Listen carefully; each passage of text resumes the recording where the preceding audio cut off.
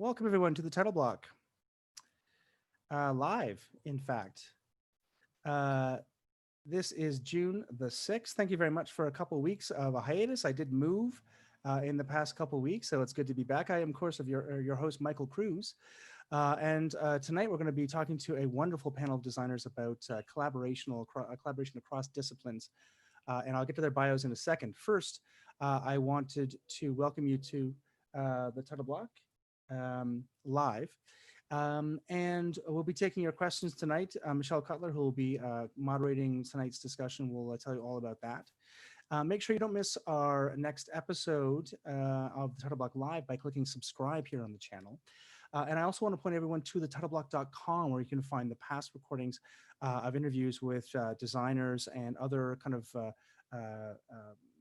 interesting talks about Canadian theatre at the titleBlock.com. A number of the people we're going to be having on the panel tonight have been interviewed for the show, and you can find in-depth interviews from them at the titleBlock.com.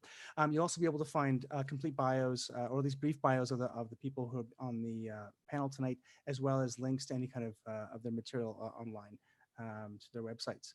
So let me first now introduce tonight's remarkable guests. In alphabetical order, we have Kate Delorme is a sound artist and co-founder of Lobe Spatial Sound Studio in Vancouver, BC.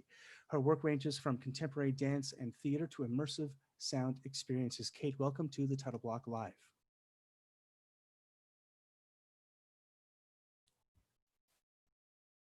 She's there. I know she's there. Oh, I said hi. Thank you. Oh, hello. Welcome. Rachel Forbes is a Toronto-based set and costume designer who thoroughly enjoys a good puzzle, whether artistic, jigsaw, or crossword. She loves and misses collaboration most of all. Rachel Forbes, welcome back to the Title Block Live. Hi. Pam Johnson has been a theater designer for 40 years and was an instructor at Studio 58 for 29 years. She's designed in most theaters from Montreal to Victoria. Pam, welcome to the Title Block Live. Thanks, Michael. Thanks for hosting. This is great. Beth Cates is a set, lighting, video, and mixed reality designer who started working in rock and roll a long time ago and is now actively creating work that blends virtual reality, augmented reality, and live performance. She is currently completing a master's degree at the University of Calgary and is a proud member of the Associated Designers of Canada. And she's a mom to an 8-year-old who has the same initials. Beth Cates, welcome back to the Title Block Live. Thank you, Michael, so much. It's great to be here in this company.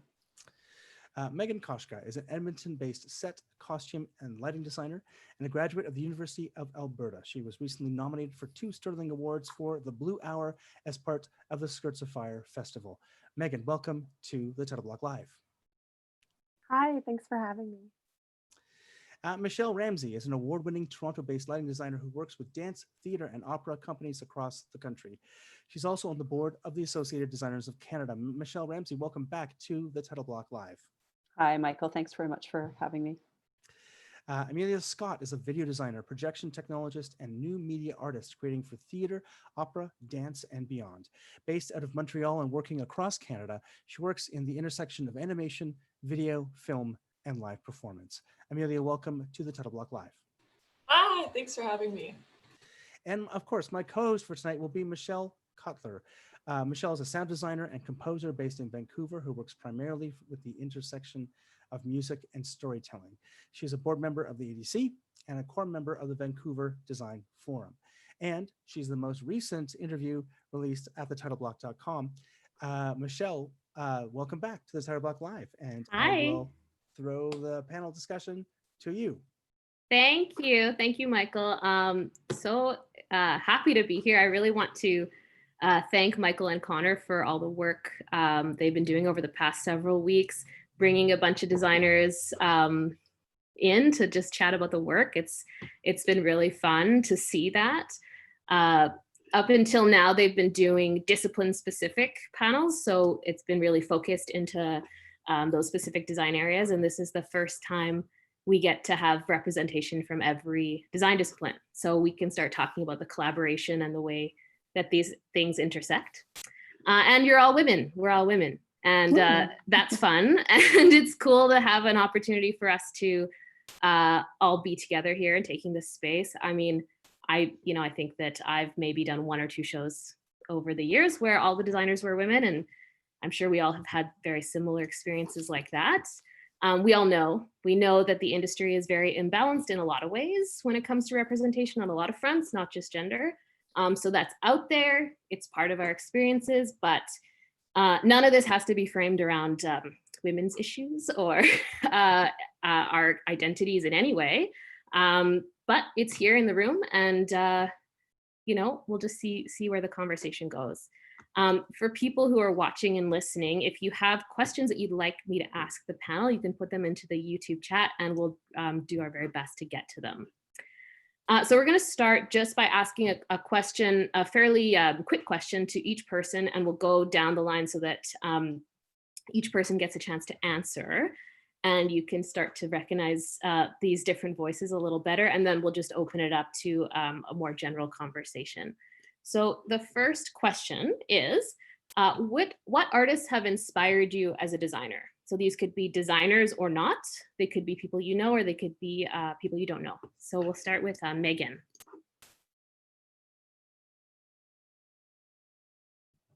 Hello.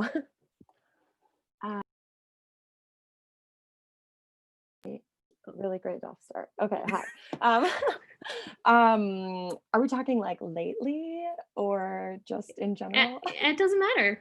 Lately, Okay. or when you first began, whatever. Sure. I feel like lately I bought a bunch of books about some designers recently. So, and I've been watching a lot of TV with my time off. So, in terms of some costume designers, Sandy Powell, I think has been really cool. She's also got a great Instagram. And Michelle Clapton as well. Lots of TV consumption. So that's what I've been checking out. Great. Yeah. Pam? I think really early on influences were my mother and grandmother and aunts. They were incredible artists in their own right, like just, homemakers and stuff, but they were crafty. My mom was a potter. So as far as design goes, I think it's sort of always been around, and they've influenced me incredibly. So that's been my influences for sure, and continue to be, which is great. Awesome, thank you. Amelia? Yeah, I don't know, early influences were a lot of just like 2D hand-drawn animation and stop motion animation, but I also was really interested in like surrealist painting, like just like Dali and René Magritte and stuff like that. And I think that kind of surrealism influenced applying images to settings and this kind of dreaminess that I bring into my work. So yeah. Thanks. Kate?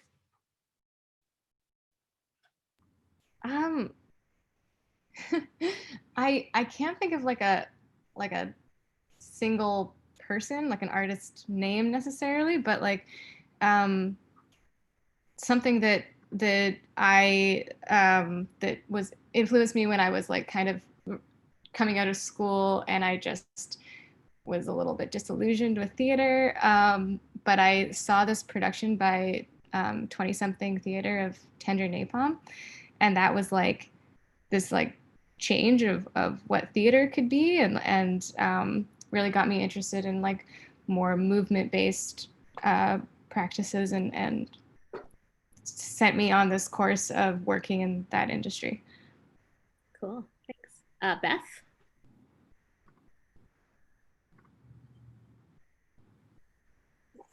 So like, I have a massive list, but I was thinking about really early influences, and it's something I've kept coming back to in a whole bunch of different ways. And William Blake was one of the first major influences, and it was because of the combination of text and illumination and I discovered him at a really young age. But there are I was trying to think of this too from a female perspective, and realizing how many of the artists on my list, like people like Patti Smith and Janet Cardiff, and early practitioners like Brenda Laurel, and then from the visual art aspect, Kate Kollwitz, like people who are really able to dig into other ways, other modes of expression, and then people like Marianne Weems and her team at Builders Association who have brought them to life in tremendous ways.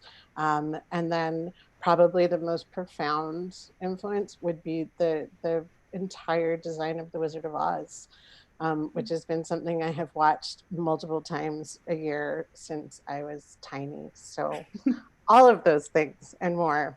It was a really fun question to think about. Awesome. Rachel?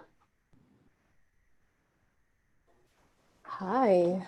For me, I think when I was in school, I had a wonderful prof, Tanit Mendez, who passed, and she was an influence for me, an inspiration. And then also she introduced me to Piranesi.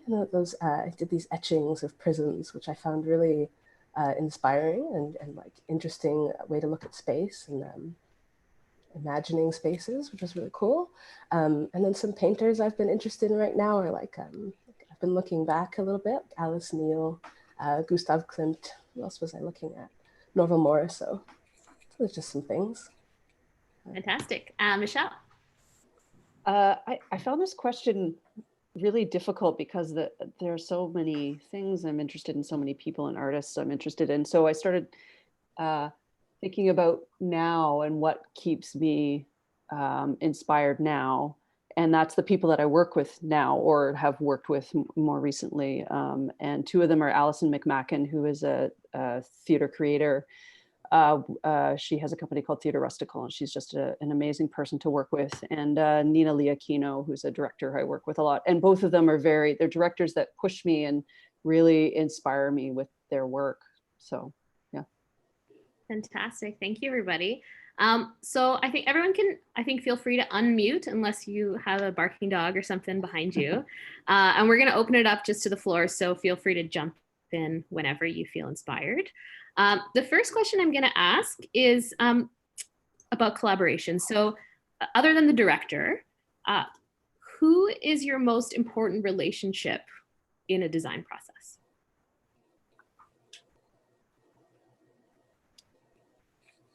I'll jump in. Okay. I would say that the other designers.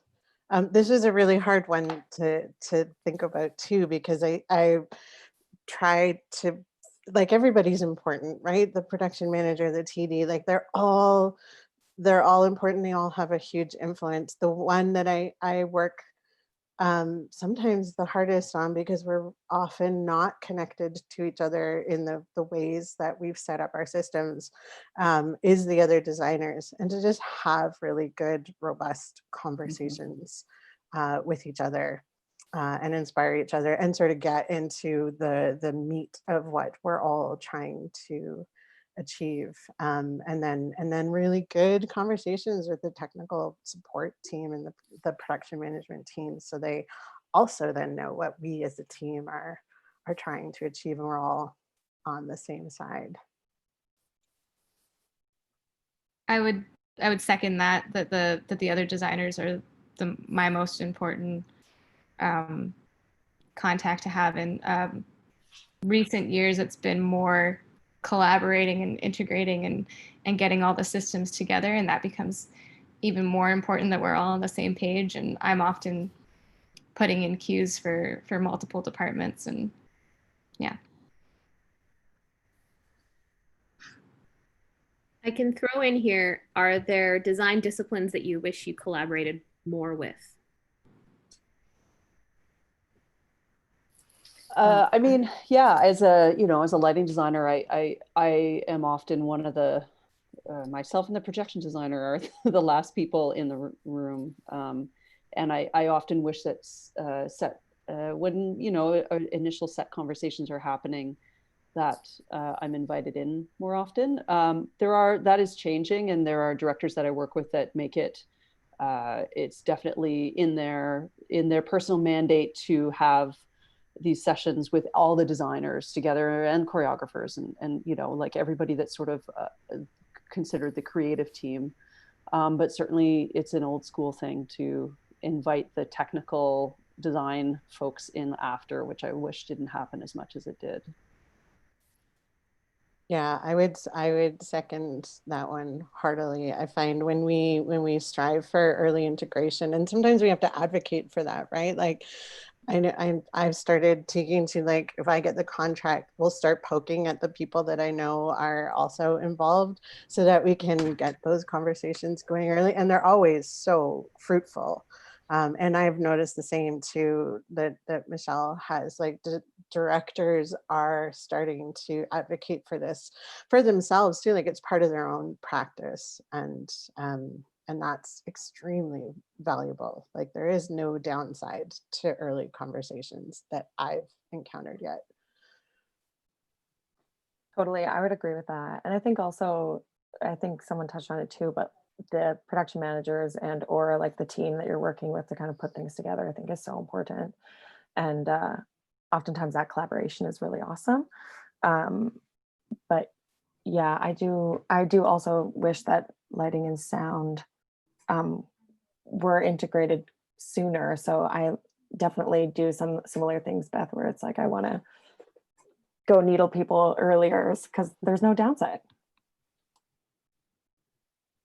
I would like, I'd like to say that I'd like to see projection designers involved a lot sooner than they are these days too.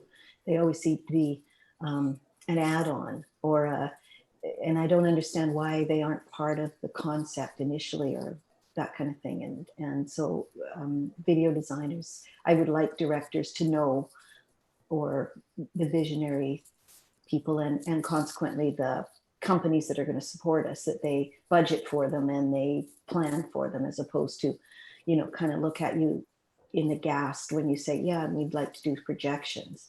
And they go, what? That wasn't, you know, in the scope of things. And you go, well, it's kind of like, you know, you kind of have to these days. So, or at least plan for it. So. Yeah, I feel like I'm often getting dropped in so late on a project that I'm having to play so much catch up. Like all the other designers seem to, like, everybody knows the show. They've had so many like rich conversations, and I'm like, I don't know the vocabulary of this show, and I don't know how to be a part of it. And it sometimes it feels like I'm in tech when I'm finally kind of getting into what the heart of the show is, and that like is a huge detriment to me because I'm like wildly trying to make stuff and catch up, but also that like it could be so much better if everybody's there from the beginning. Mm-hmm. Yeah, and I mean, I guess following up on that, are there things that you wish other designers or other just design disciplines knew about the work that you do that could improve that collaboration? I've had a lot of directors come up to me and say, you know, I wish I had taken a design class. I wish I had taken a lighting class so that I have the language to talk to lighting designers or set designers with. So quite often, I think, yeah, it would be great if directors took more of an interest in the technical aspect of it, because it's going to be very much part of what supports their vision. Yeah, that would be great if they took an interest in that way. I would agree. And I've worked with directors who I can tell like do have knowledge of lighting or some of the more backstage work, and it's only adds to collaboration. Mm-hmm. Yeah, and I think that's one of the things too, like in advocating for early integration, particularly of video design, like we have a gap in vocabularies, and we have, which is part of how our education systems are set up, and directors don't always get a chance to put their hands on lights. And it's true, Pam, like some of the most exciting conversations I've ever had were with directors who actually knew the names of the tools, because then you can actually have a really robust conversation about what light you're putting where, or how something is being projected from one place to the other. I would say, like, going back to the crux of the question, is there something that you would want other designers to know too? Like, it wasn't just like, I think, and it's not to make it all about projection design, but the knowledge of, like, just knowing how long everything takes, that it's really it's a really complex, time consuming thing that gets faster and faster, and a lot of us are really adept at like doing, like, I often will do things with two hands on two different systems so that I can get things going. But that sort of idea of like, we can make the change, but it's going to take time. Or when I'm sitting frantically staring at something, I'm actually working really, really hard at trying to do 12 things. And I work with a director who's based out of Calgary here, Jenna Rogers, who's the artistic director of Chromatic Theatre Company here. And she starts off her process too with making working agreements for the room. And it's when people get to actually say, this is how I am in tech, and I get really grumpy on day 3, or, you know, so that we all have a sense of how everybody is in the room. And it was so valuable because it was the first time in our process for doing a show for Vertigo Theater here, where I actually got to say, like, we are going to hit a point in the tech process where I'm going to be working so hard, and you're going to ask me a question, and I'm probably not going to answer you. And it's not because I'm at being a jerk. It's like I'm concentrating so hard. And it was actually really valuable because then she knew, and the rest of the room knew, that that's what was happening in that moment. And that was really, really great, because you often don't know, like, once we're all on headset too, and you're talking to 12 different people. And so it's that the multifaceted thing that particularly in projection design we have to manage, or in like really complicated lighting designs too, right, where you might have more than one programmer. So yeah, I would also say in sound, oftentimes I have to be, if I'm in the room, I'm in headphones, and then sometimes I have people talking to me that I don't hear because I'm in noise canceling headphones too, because I'm working simultaneously in a computer and then on the stage, and there's a balance there. So sorry, go ahead. Oh, I was just gonna throw in there that I love when lighting designers take an interest in the paint treatments and fabrics and that kind of thing. I mean, everybody has different kinds of knowledge, but it's really exciting when someone takes a lot of time to really think about it. And the other thing that I love when lighting designers have like a full knowledge of lighting, like a range of skin tones on stage, just because it can be really challenging. And then, you know, when it comes to the costume design side with makeup and fabric colors and like trying to get all those things to work together can be a real challenge. And so, you know, being educated on that is really great too. Well, and we sort of talked about the technical design fields a lot, right? And I'm curious, for those of you, who do design costumes and set, maybe we kind of think we understand what it is you do because we can see it and hold it in our hands. And I'm curious about, you know, if you, I'm just, if anyone has any thoughts, like what you were saying, Rachel, about the way that these two worlds can or should intersect a bit more. I think as more of a set and costume designer, I certainly I do lighting design as well, but not as much. So I'm certainly not as well versed as the rest of us in this, but I do try to keep those conversations open and keep things in mind, because in terms of, I like to chat with, you know, when I'm not the lighting designer and I'm designing set, I want to talk about paint treatments, or same thing with costumes. Like, I want to talk to the lighting designer, set designer about color and how we're using color on stage and things like that. So I try to keep all of that around. And I guess I would say with costume design specifically, so much of it is not seen as well in terms of the amount of shopping, how many times I'm in a shopping mall in a week, or like dyeing costumes in my washing machine in my basement and then bringing them in the next day, like things like that. There's like a lot of unglamorous, unseen work. But I think that can go for like a lot of disciplines as well. So I think that's generally understood, but yeah. I love it when a costume designer comes up to me and says, that doesn't look right.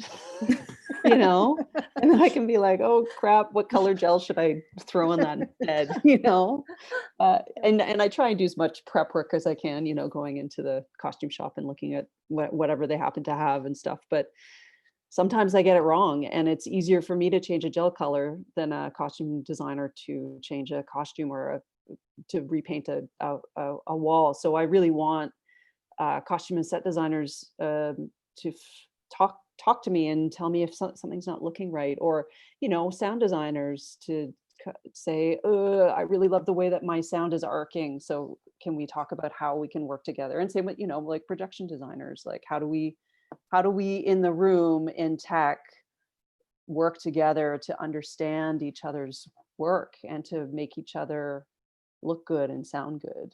And it's so important, I think, to talk to each other. And I've certainly been in rooms where, you know, you've never worked with the person before, and it's hard to like get a groove on, and then it feels like sometimes it happens so late in the process.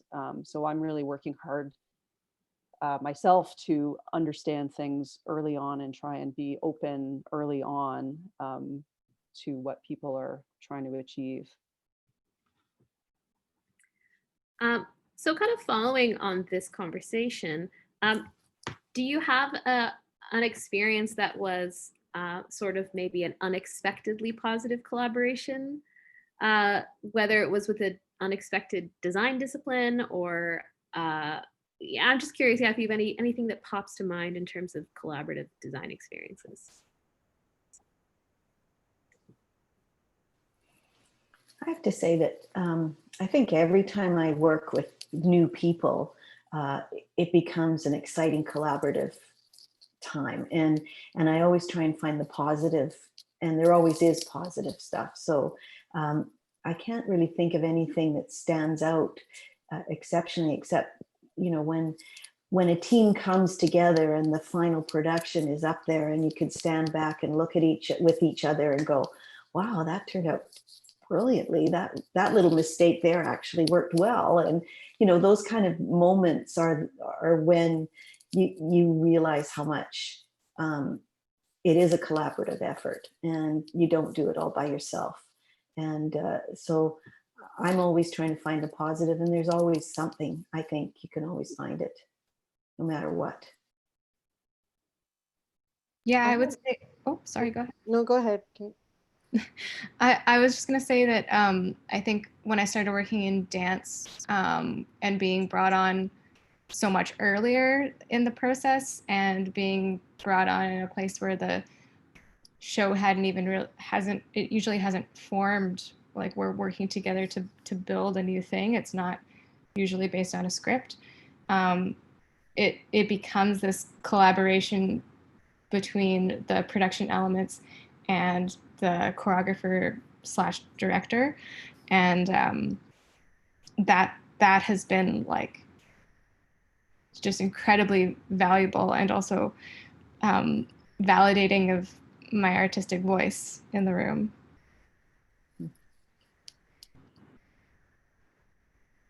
I think too, yeah, I think that's a really, really important point, which maybe we can come back to, at the designer as artist and the voice of the designer in the room. I was thinking about unexpected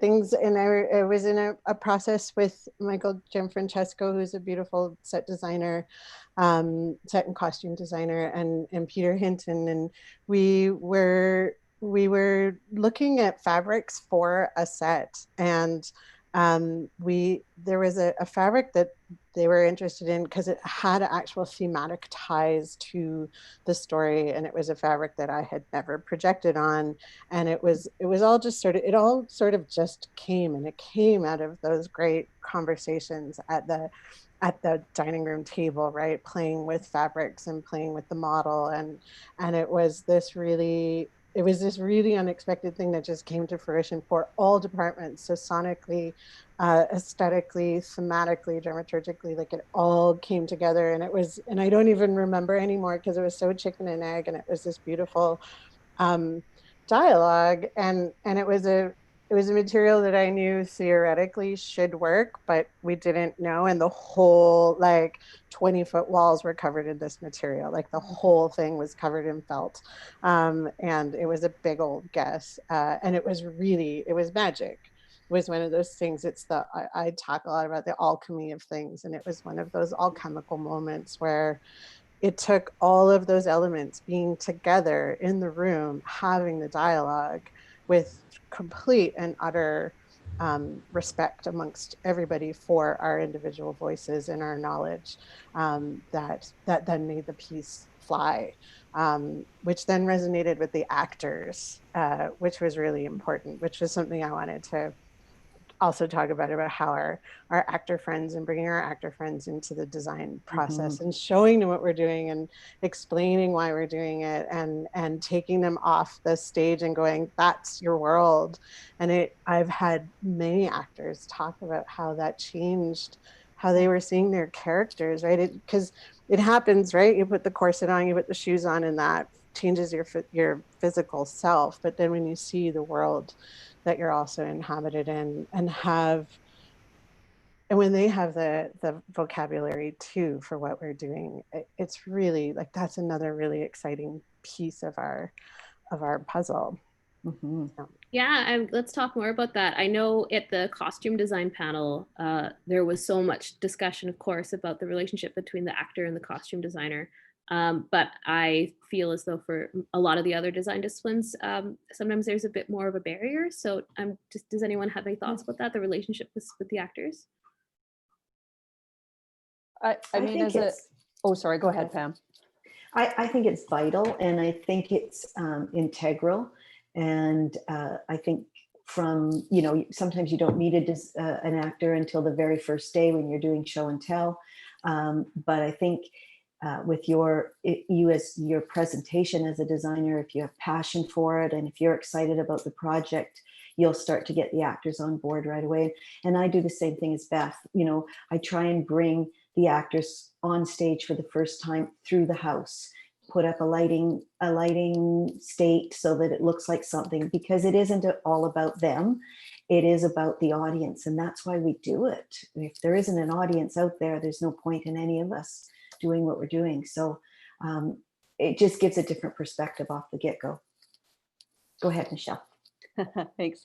I was going to sort of pushing off from what Pam was saying. I think it's important for them to understand what we are seeing, and that what we are seeing is we're helping with the storytelling, and we're helping with we are there to help the audience understand what they are trying to tell us. So I'll often have an actor come out and look at a light, or look at show them the direction that a light is coming from, to help them understand how they will be better lit and be better seen, but also the reason for the light direction. And if I don't understand why they can't find their light or do whatever, sometimes I'll go on stage and try and figure out what the issue is. And I find that also gives me a bit more presence with the company. And I think it's really important for designers to have that presence with the company. So making yourself known in the rehearsal hall, and making yourself known in the theater, and not just be a quiet voice in the back that yells once in a while to the left, So yeah, bringing those performers into our world is so important. I super agree. And I also think that, I've had experiences of something with a cue point not working, or there's something, and then I've just informed the like I've like talked to the performer and like about where something's happening, and they thought it was happening in a different place, or I've just had that interaction so many times where trying to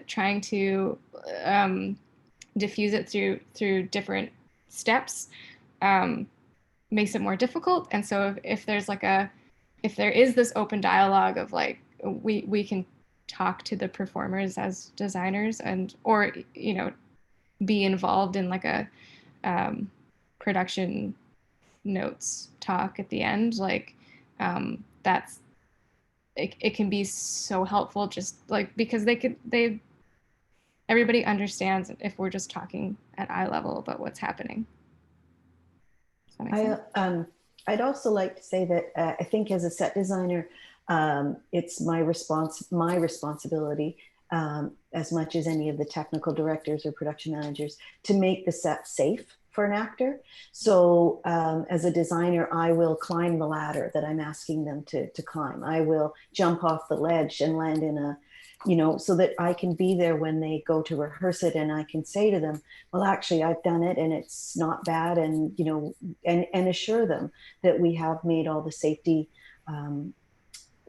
taken all the safety precautions that we need to. And I think that's important to build that trust and that relationship as well. A way that I'm getting closer collaborations with performers is when I'm using live cameras on stage. And that's always super interesting because often it's the performers who are operating those cameras. So it's an opportunity to sort of invite them into my process and coach them kind of through my vision, but also I'm giving them a lot of artistic license as well to explore things. So that for me has been like a super rewarding thing to explore, and just like brings those two disciplines that often are quite separate, like right together. And I think too, for me, like I always find that like my collaboration with actors, as some of us have said, like it starts when we do the design presentation. So I'm trying to like unload like however many months I've been working on a production and like all the nuances of what I've put into it in like a 30-minute presentation while like my hands are shaking because I'm like so nervous. So like that's a challenge. And I try then like after that point to really like get FaceTime with the performers if I'm just doing a set design or lighting. And like with costumes, obviously we get a bit more FaceTime, but also trying to like keep the like collaboration still open. Like in a costume fitting, it's like, oh, if we like, let's talk about why we don't like this, or why, how do you feel on that? Oh, it's this, well, it's, nothing's set in stone, like unless it's, I don't know, some fancy historical show that something can't change. But generally it's like, oh, we can, let's talk about it and figure it out together, which I quite like. And it would be nice to have those conversations soon, but I don't know. Yeah, and further to that, I love sharing research with actors, like sharing how or why we came to various decisions, because it's like a design for me tends to be just like it's like an incubator. I've put all my materials in, and then something comes out, and sometimes I don't even really know why, and so it can be really useful to share the like that source material with the actors. Cool.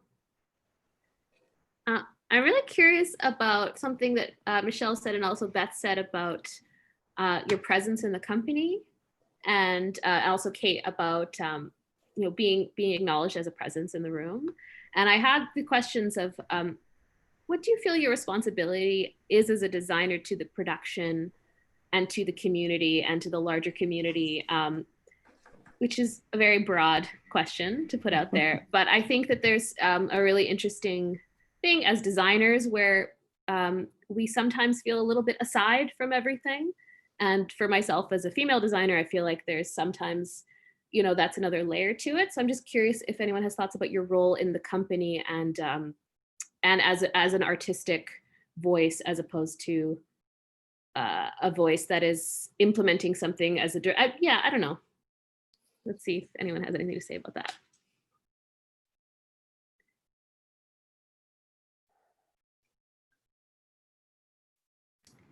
Okay. Go ahead, Kate. No, you go. You go. Okay.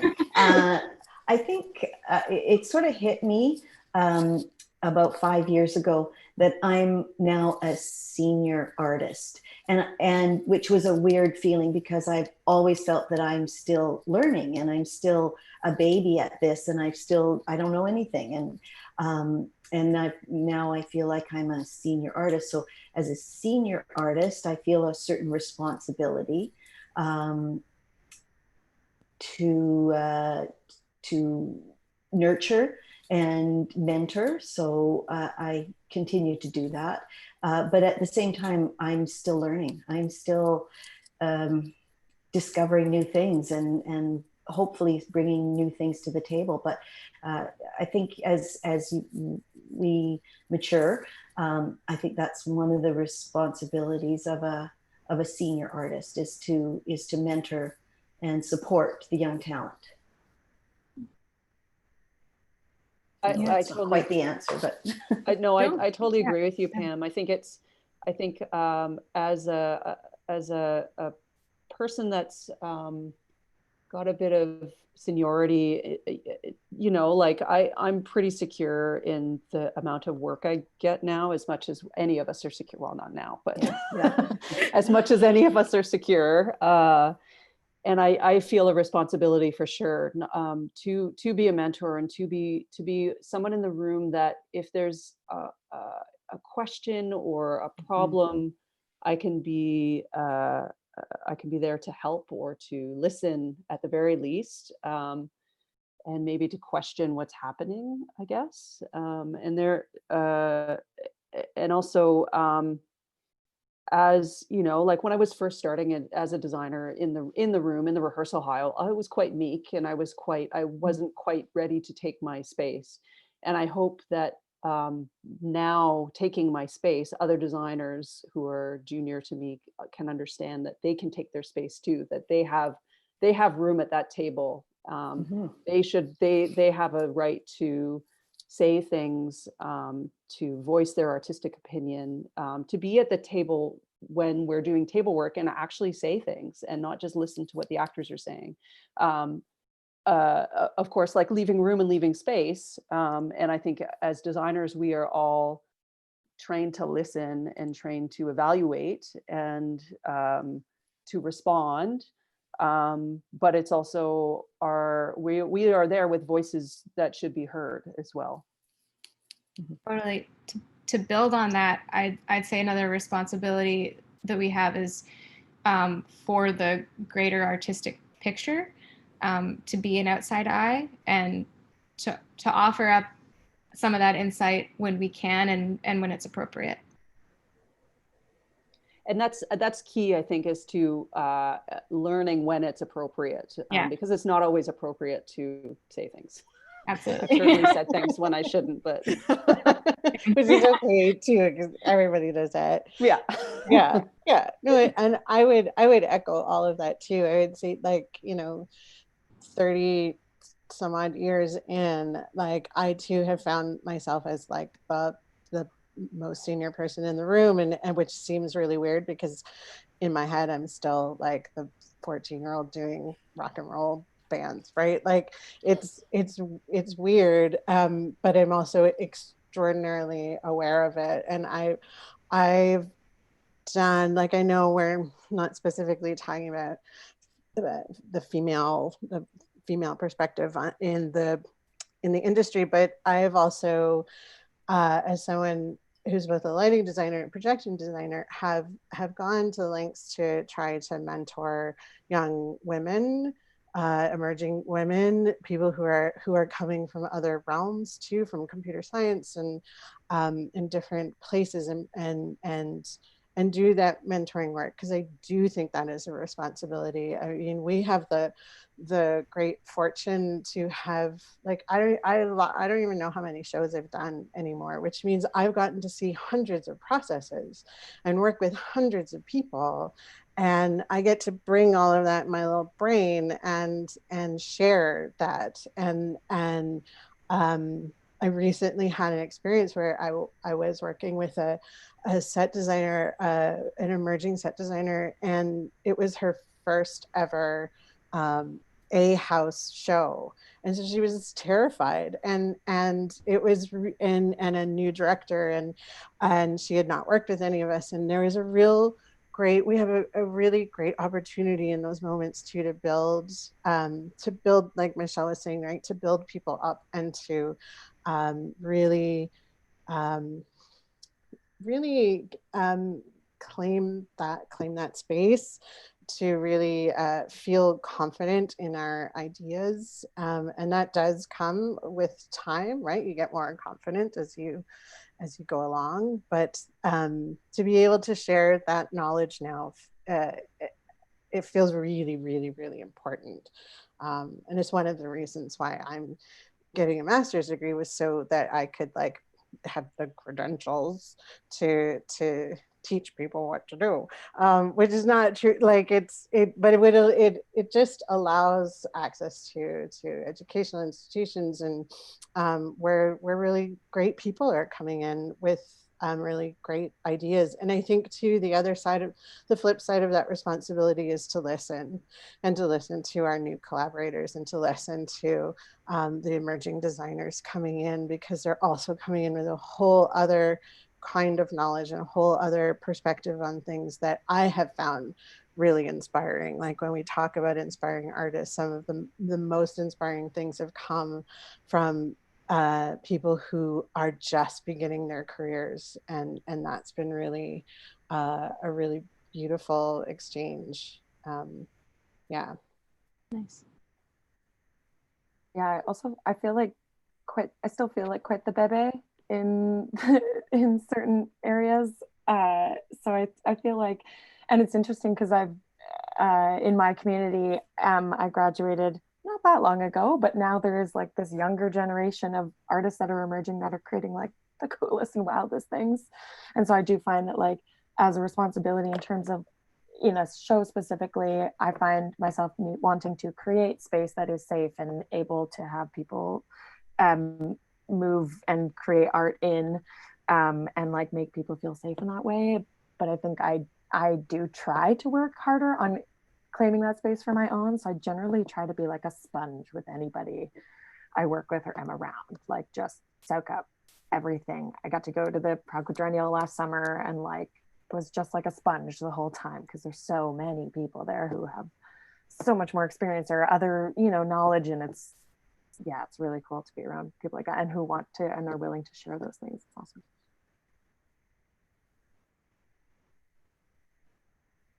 Well, it's very interesting as everyone sort of is somehow now talking about where we see ourselves in our career trajectories, and none of us ever want to believe that we're not emerging anymore.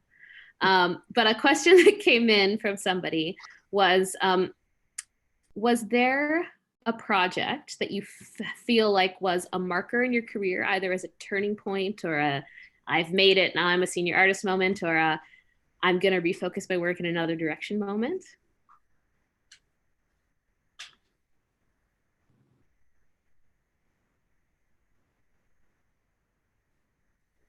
That's kind of a hard one, because I find that some of the shows that I find are artistically more satisfying are the small shows. So like as a marker in my careers, what was it again? What was the question again? Sorry, Michelle. Oh, just if there was a show that felt like either a turning point show for you in your career, or a moment where you maybe took a leap or turned a different direction. Sorry, I don't really have an answer for that. I have one. This past summer, I was in residency for a show, and I just found myself having so much fun and working a reasonable amount of time and working hard, but it was like just like, you know, 8-hour days.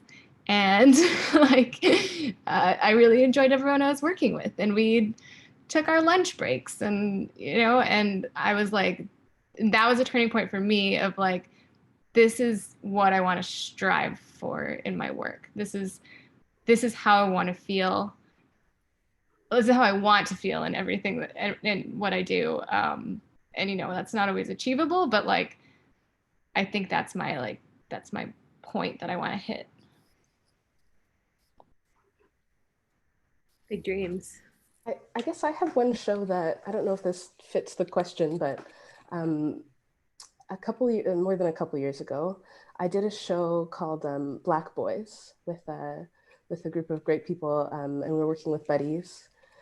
And one, it was a transformative show for me, just like as an artist. I felt like I'd never been part of a process like that. And I came in when they were sort of like a company in residence. So I got so many kicks at that show. Like we did it sort of as a workshop presentation. And then the next year, I think it got picked up. And then the next year it went on tour. And so the great thing about that show, not only was it wonderful and transformative and really like, it was multidisciplinary, and it was working with a projection designer in a way that I'd never done before. And I was quite young.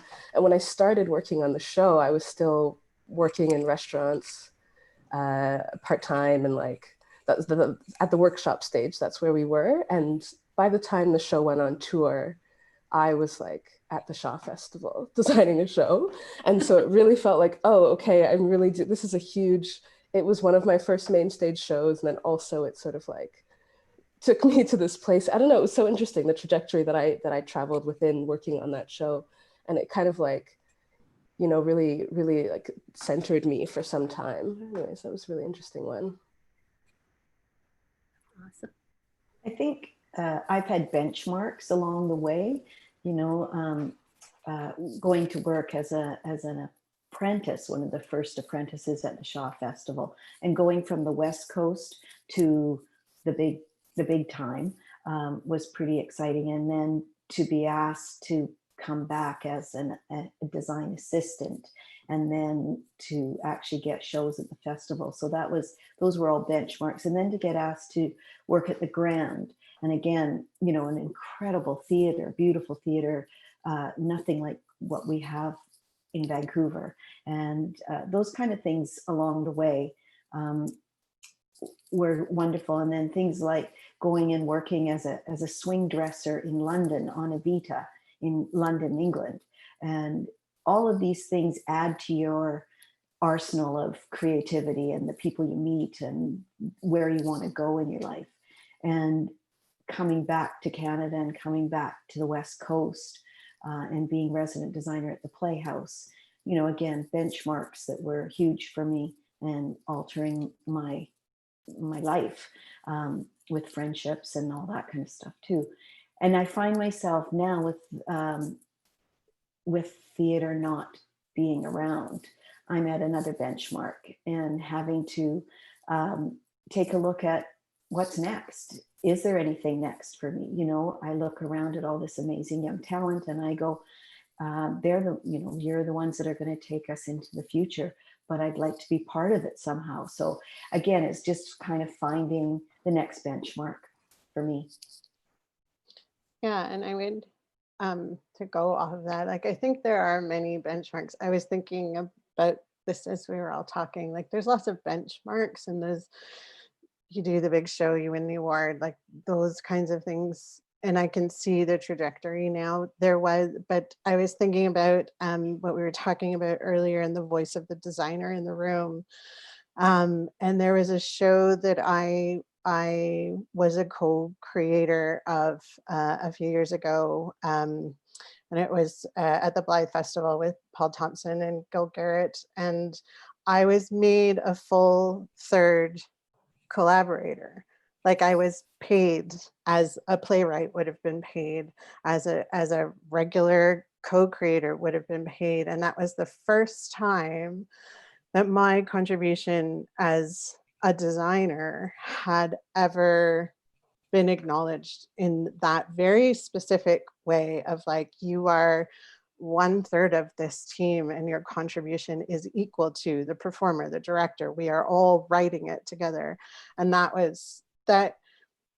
was significant because that sort of, that was a real acknowledgement of what I've always felt we as designers bring to the work. And certainly like co-creation, collaboration, devised creation opens up that opportunity for that kind of acknowledgement to happen. But that was the turning point for me. And that was only a few years ago, but it has massively impacted my practice and what I feel I can contribute and how I lead in a room, like as sort of not always shy as I am.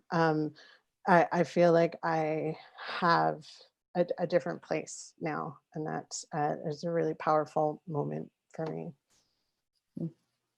Amazing. We have a question from the YouTube chat. What strategies do you use when you reach a creative block or obstacle during the conceptualization of a design? Panic. Cry, maybe just a little. Stop drafting, go for a walk. Go for a walk. Have a glass of wine.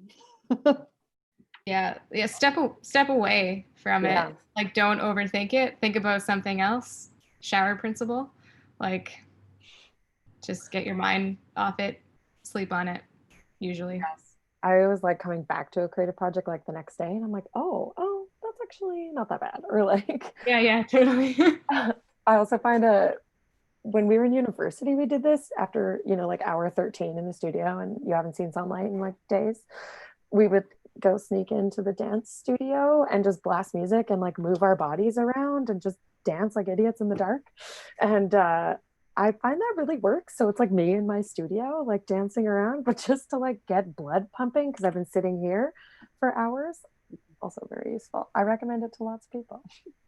I also think if you're having a creative block and you're under a deadline, just try something. Just, if you don't have what you need, just put something on the table. And if it's wrong, you can change it.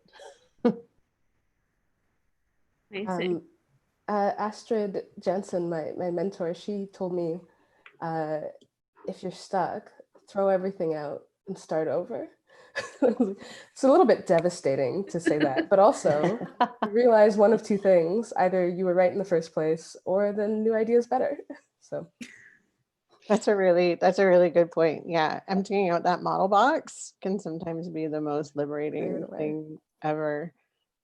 And then you stare at it blankly for days.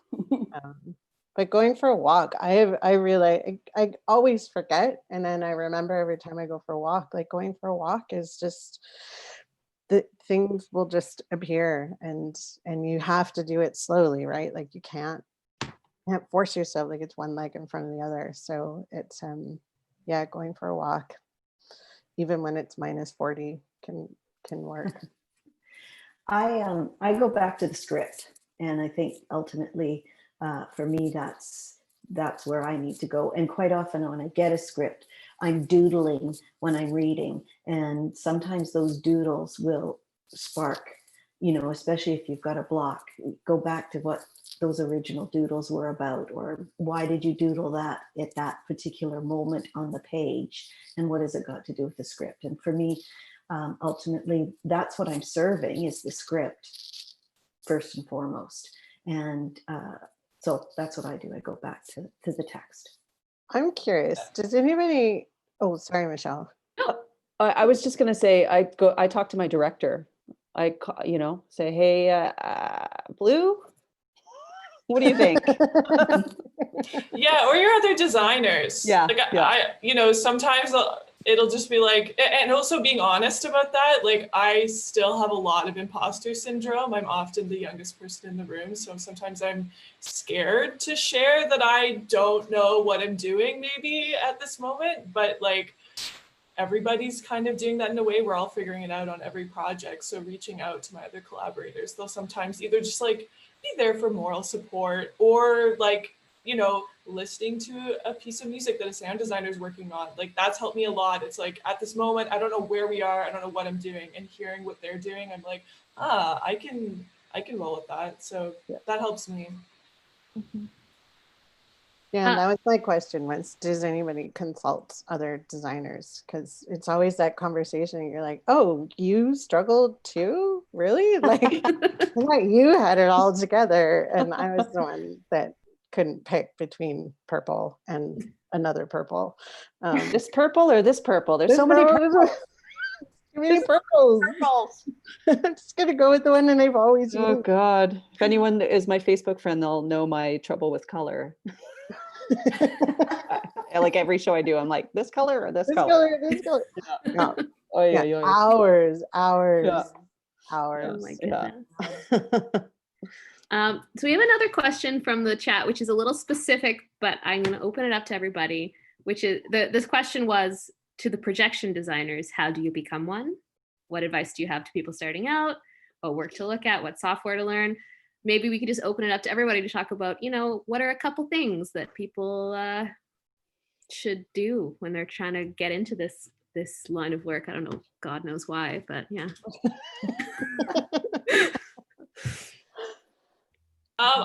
I teach at the National Theatre School. I teach video. So, I mean, one thing is you could enroll in a program where they teach it. But aside from that, I'd say just like really where I got my start, like when I went to theater school, I didn't really know projection design was a thing. I didn't know what the heck I was doing there, but I had always been really inspired by film and animation, and did a little bit of amateur filmmaking, experimented with a little bit of animation. So like, I'd say just like being inspired by those mediums is like the great start. Playing around with things. I mean, I could list off like software to learn, but yeah, I think just being inspired is yeah, awesome. And I'll just mention that there was a projection video design panel that happened a couple weeks ago. So if you go to the title block main site, you can see that. And so you can listen to an hour and a half of just projection designers talking if you want to get into that, some of that more nitty gritty stuff. I would say in the broad way, like not Broadway, but in the way. Jazz hands.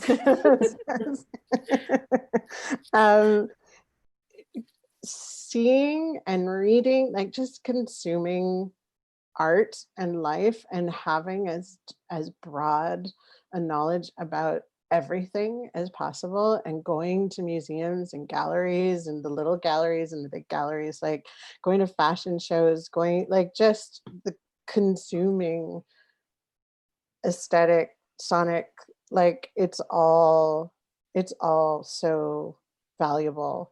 And it, because it all goes in there, and you find yourself pulling things that a gallery exhibit of a sound installation that you saw 25 years ago is suddenly the answer that comes up on your walk when you're blocked. And I think and like Megan, I think going to Prague was brilliant. Like when you are a student, taking advantage of those opportunities that you might not have access to again because it's so expensive. But going to those kinds of quadrennials and engaging with other designers is a really great way to start. But and philosophy and politics, and like it all is part of our design process. And so starting out or becoming a designer, as we are all, I think we agree, like are constantly emerging, all of that would be the place to start. Because yeah, like to the specific question, like the specifics of projection design too is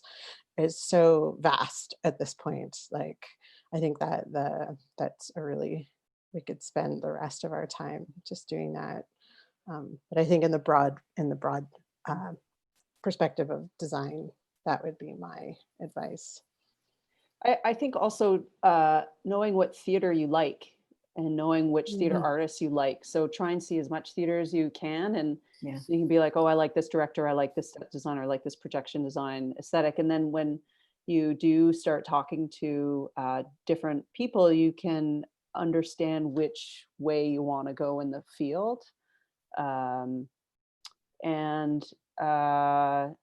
You know, try and get in there, like in terms of just becoming a theater artist, go to fringe festivals, like, you know, if you're first starting out, go to small shows, volunteer at places, I mean, you could go to school. I went to school. That's how I got in, but a lot of people didn't. I didn't. Yeah. So there's lots of ways to get in there. But I think finding someone that you can talk to that, like I always have people emailing me and asking to just have a coffee with me and ask, pick my brain. And I talk to as many people as I have energy for. Sometimes I don't have energy to talk to everybody because, well, now I do, because what am I doing? But in the before times, I would fit people in over dinners or over coffee breaks or whatever, and they would get as much as they would put in. So a shadow, I'm happy to have people shadow me. Excuse me, but they'll get as much as they can. So, if you don't put anything in, you're not going to get anything out. Yeah, I would, sorry, go ahead. No. Then thanks.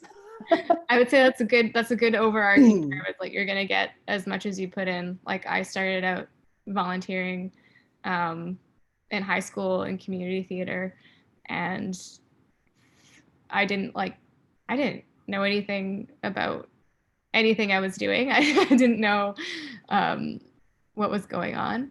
But you kind of like just being in that environment, you figure out a direction you might want to focus on, or you figure out kind of like just the energy of how theater works, and that this giant collaborative effort, and that it does take a lot of effort. It does take a lot of passion to be in it. And so that's a good place to figure out if you do have that passion, if you're willing to put in that much effort, and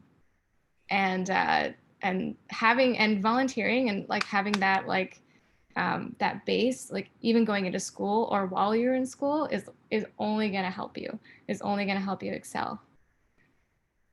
One of the things I think is really important, and I think this is for all disciplines in reality, is life drawing, figure drawing, the human body, getting to know it. You need it as a lighting designer, you need it as a costume designer, you need it as a video designer. How does the body move? That kind of stuff. And so, any life drawing skills or classes you could take would be really advantageous. Yeah, I was going to say, I do, sometimes I do little like chats and presentations for junior highs and even elementary school kids and like high schools. And that's one of the questions that comes up so much is like, what if I can't draw? I'm like, you can draw. You just need to practice. It's a muscle. Like you just need to work it out every day, which God, I sound like my professors at school. Like, yeah, but it's so true. Well, and also in life, notice where the light's coming from, and how it affects the body, or how it affects a room, or how it affects, so that, when you're layering in animation and that kind of stuff, you have an understanding of the light, and you have an understanding of how it hits a body, and that kind of stuff. So I think just being really observant and taking note of all of that kind of stuff is great. Amazing.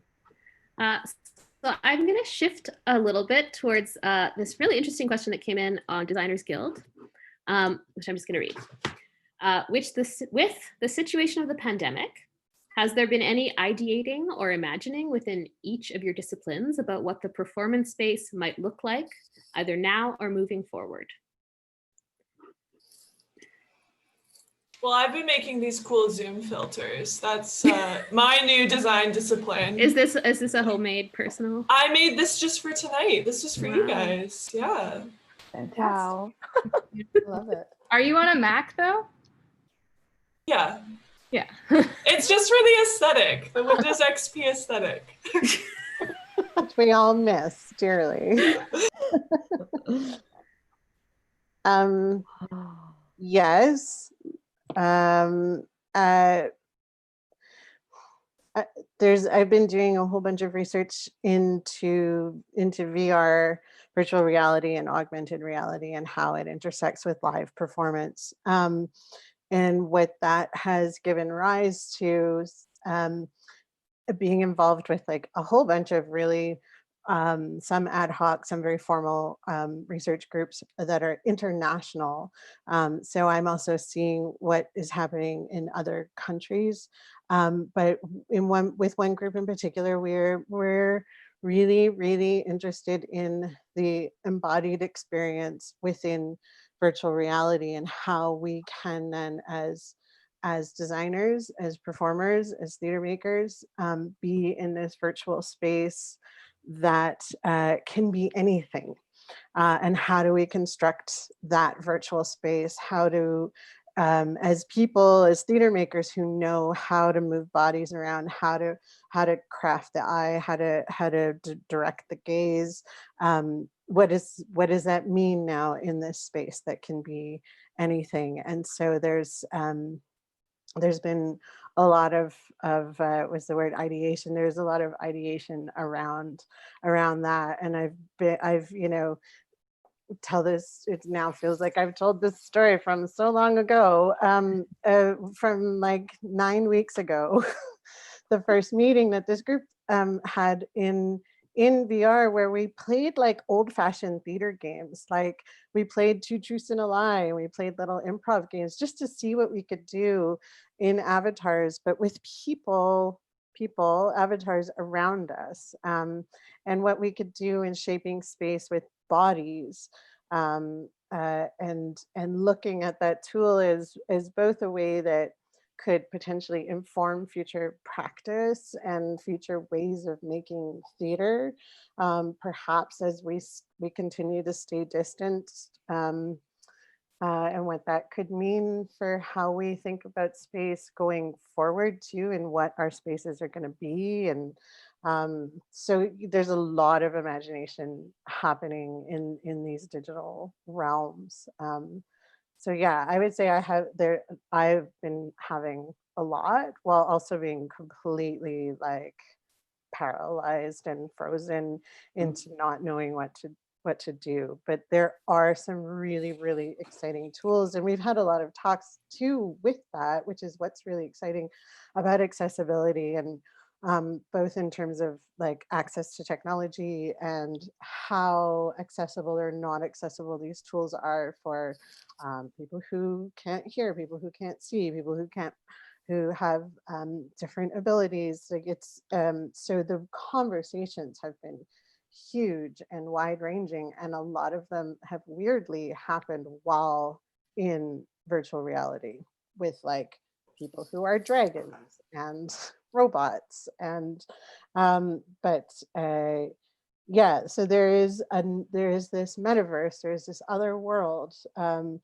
that needs our skills as designers and shapers of space, those who understand story of space, and process of design, who understand how the body moves. And so that has been really interesting too, to bring into projects that are now frozen because we can't meet in person, and sort of throwing this little virtual reality wrench into things, and like, okay, can we make our strange experimental movement based piece, can we do it still scattered across the country, but can we do it in this other way? So that's my long rambly answer. But it's exciting and weird, and yeah. I think coming from a set and costume designer perspective, I have really recognized my shortcomings in technology, and that I wouldn't even know where to begin to create an avatar on my screen or do things in VR. So that's definitely been an anxiety of mine. But one of my housemates actually is also a designer, and he was part of a virtual production that quite successfully took itself online. So that was really exciting to kind of see that process, and perhaps that is the future, and see the amount of work and like artistry that he was able to do. So that's been giving me a bit of hope, because I'm like, oh, I'm not as tech savvy as I think I am. So Yeah. I think it actually opens up some really interesting possibilities. Like the avatars that I have seen, and there was an avatar fashion show in one of the metaverses that I'm in, and it was we need costume designers. Like, Okay, that's good. we need, because there are things that you understand too about fabric, and we can actually in the virtual worlds talk about fabric.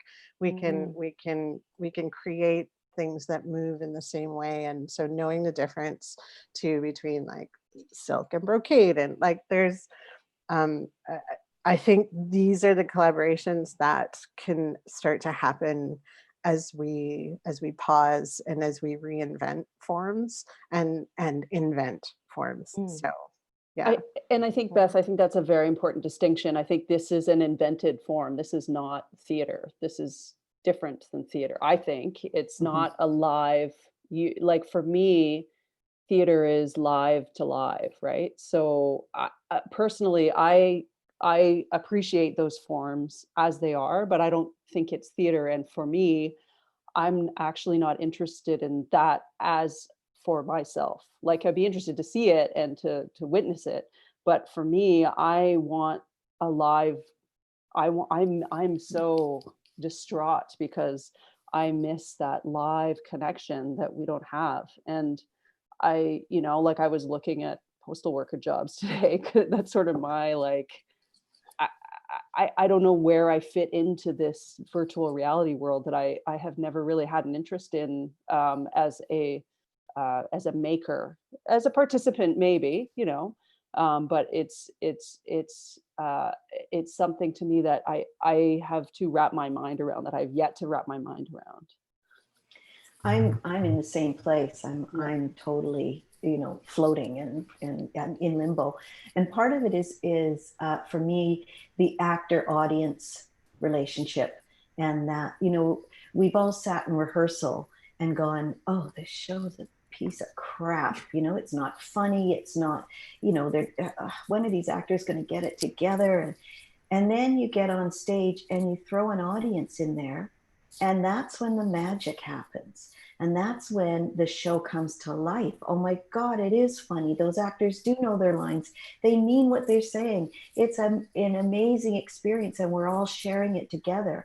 And that's the part that I'm kind of mourning. I'm kind of grieving, and I'm trying to grapple with how do we do that? And I think ultimately, theater will survive because it has for thousands of years anyway, but it will start with a single actor on the stage telling a story, feeling it, meaning it, sharing it with an audience. And whether it's an audience of 50 or 10, or eventually we hope back to 750, I think that's what's going to have to happen. And but I don't know. I'm kind of thinking that the young people will solve all these problems and we'll figure it all out. And I pat you guys all on the back for it, and I'll be happy to support you.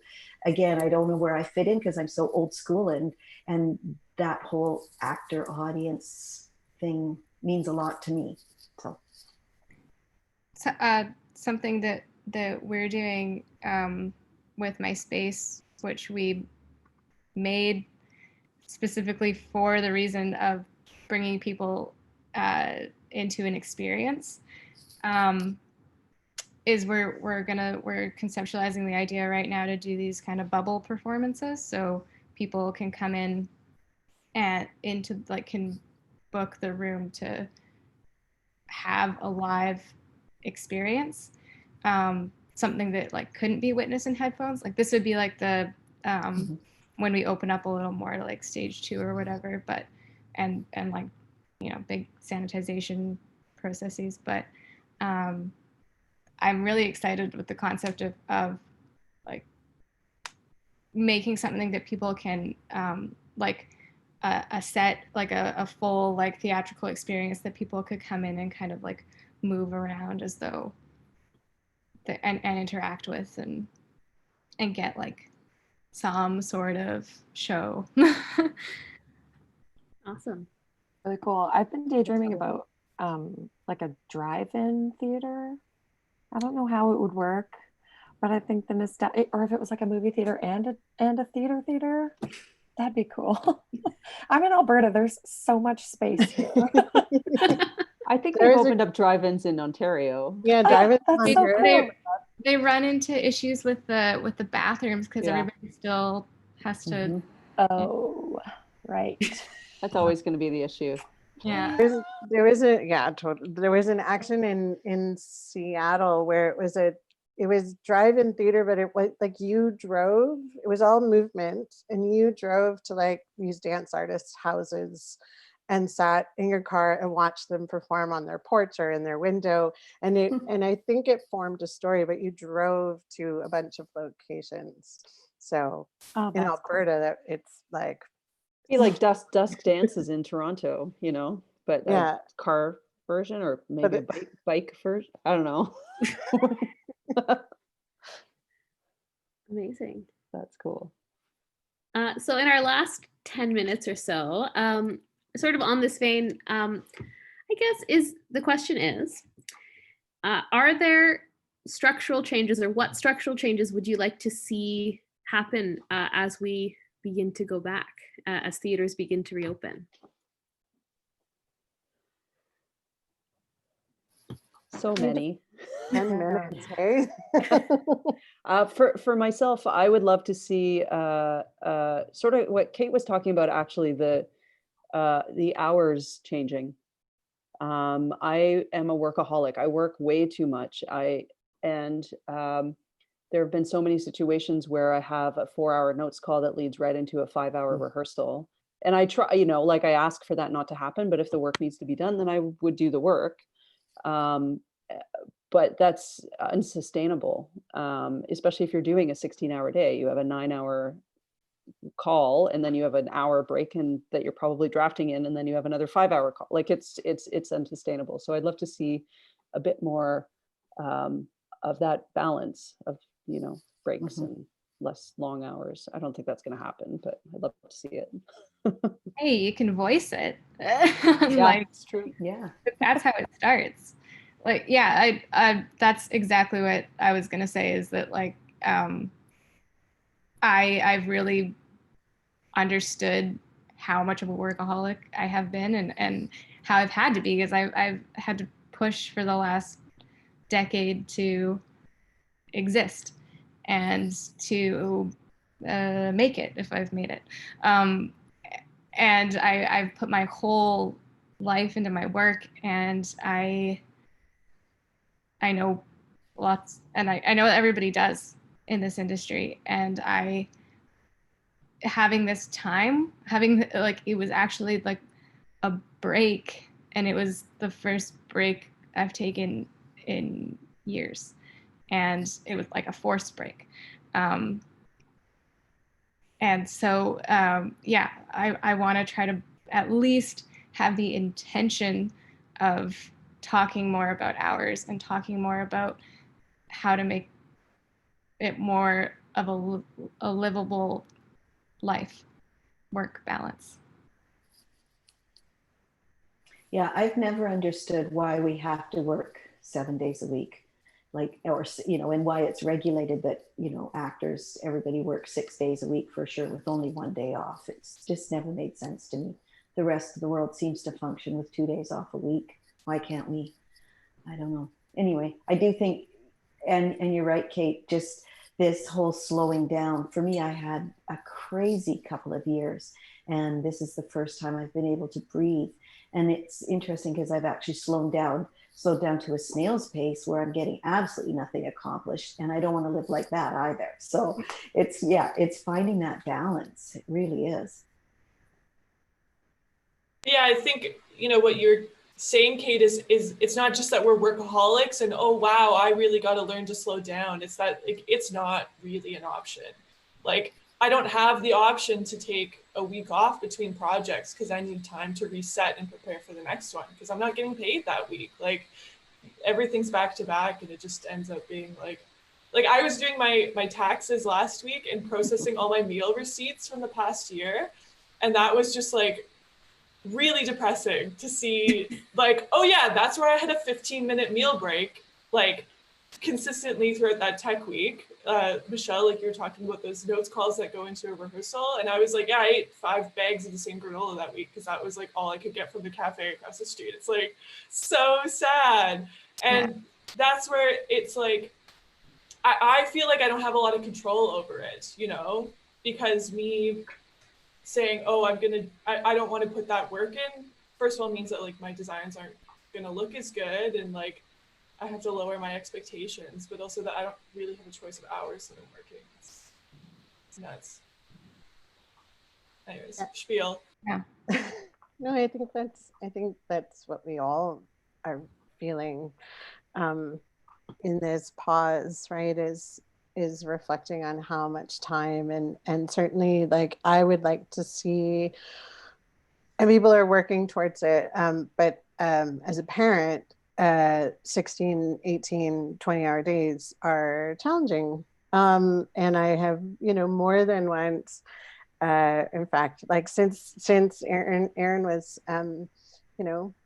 3 months old in the rehearsal hall at Pass Marai, lying on the floor while we were doing stuff. And so he's sort of grown up under the production table, which makes him like a really great theater baby. But it makes it really, really challenging in the number of times that I have to use that hour break in the 9-hour call to go pick him up from school and get him somewhere else. And like, it adds a level of unfriendliness of our industry. And though he's always been welcomed into rehearsal halls and in production and tech weeks, it's far from ideal, and it's what we lose by working 6 days a week. We don't get those 2 days to reset with the families, and I do think, like, I feel really fortunate that we've been raising him in the theater community, because of, I think, all the industries, and I watch other friends in different industries, and all the industries, it's the one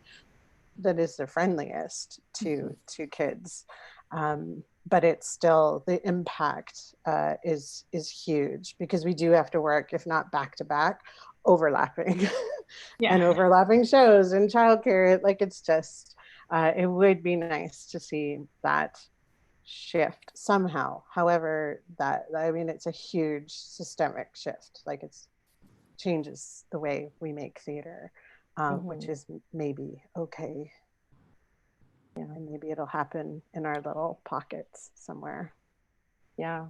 I think it's like better setting, like with this time to slow down. I think I've definitely recognized areas where, for myself, like things that I need to work on, or boundaries I need to set either within myself, like a work day, or professionally, like setting boundaries. And I think for myself, I'd really like to, post COVID, or whenever we get back to work again, be able to like stick to those guns and vocalize things when I need to or have to, kind of thing, for my sanity, I think, because slowing down really has been a treat. Is that bad to say? Like, it's been nice to, just stop, because as we say, I feel like I've been going and going and going for so long. So, yeah. The first step is talking about it. Well, unless anyone has anything else to say, I just really want to thank everybody for being here and taking the time to chat. It's nice to remember that we once did this work and get together and talk about it. And things are changing fast, so who knows? Who knows what's next? Very true. Yeah, Michael's awesome. Back. Well, that was fantastic. Another great hour and a half of discussion with some brilliant Canadian artists. I really appreciate all of you joining us here on the Title Black Live on June and I'm kind of fading out from my background. I'm not quite sure what's happening. I did lose you guys in the middle. I had blue screen of death for about. It was Amelia. yes, exactly. Sorry. Reached into another box. Bad omen. My computer was I'm running Windows 10, but it was very jealous of XP, so I guess I had to revert back. But that's great. So thank you so much, everyone. And again, a reminder, go to thetitleBlock.com, where you can see interviews with Beth Cates, Rachel Forbes, Michelle Ramsey, Michelle Cutler, and hopefully into the future, Megan, Pam, Kate, and Amelia. Thank you so much for joining us here. And there'll be links to the bios. You can find links to all the artists' work here on thetitleblock.com. And we will see you next week, certainly on the Title Block Live, where we will bring you a panel of some description. I am not sure what that's going to be. We'll be working with Connor Moore again to sort of, excuse me, set that up. I just coughed to the side in case I infected all of you on Zoom. That's kind of weird, right? I live alone. Everybody run. Yes, I know. So thank you so much. I think we'll end it there, and have a good night, everybody. And thanks for joining us. We'll see you next week. Thank you. Bye. Thank you. Now. Bye. Bye.